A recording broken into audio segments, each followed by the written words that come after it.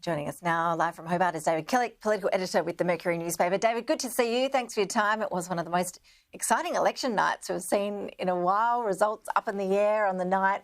Where have things landed now a couple of weeks on? What's the makeup of the parliament looking like? Great to be with you. Yeah, so we've had the declarations of the polls in Hobart and in Devonport and in Launceston today. The Liberal Party have finished up on 14 seats. Labor on 10. There are 5 Greens. There are 3 Lambie Network members, and there are also 3 independents. So it's going to be a particularly interesting parliament for the Liberal Party. They're most favoured to take government. They'll be supported, as you heard in that clip there, by the Jacqui Lambie Network.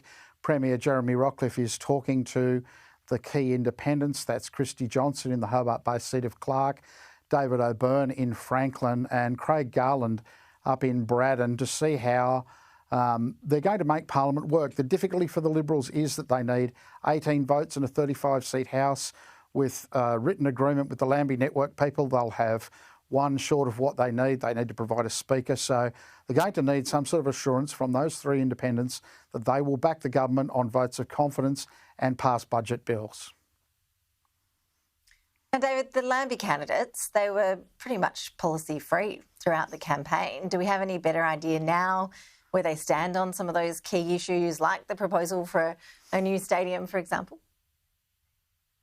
So the Lambie candidates held a press conference yesterday. They make the point that they were only found out that they were elected on Saturday. One of the comments was, we've just waiting to get our feet under the desk. There are a lot of big issues that people want questions on, and the Lambie Party was light on detail during the campaign. We had a better idea after yesterday about their position on forestry, on aquaculture. We have a clear idea of what they're looking for before they can either back or oppose the stadium. But really, from their point of view, they're seeking briefings. They want briefings on everything from the budget to the AFL deal.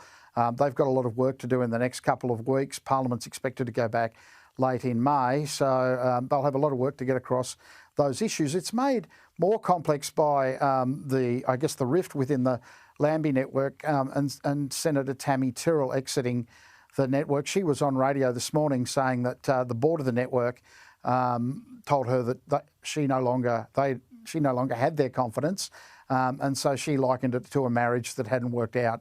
So questions have been raised about how those candidates are going to work with the board, how much, and where they're going to land on the big issues and who's going to be pulling the strings. They've made it clear they're very much their own people. It raises the possibility they may even vote differently rather than caucusing on some matters.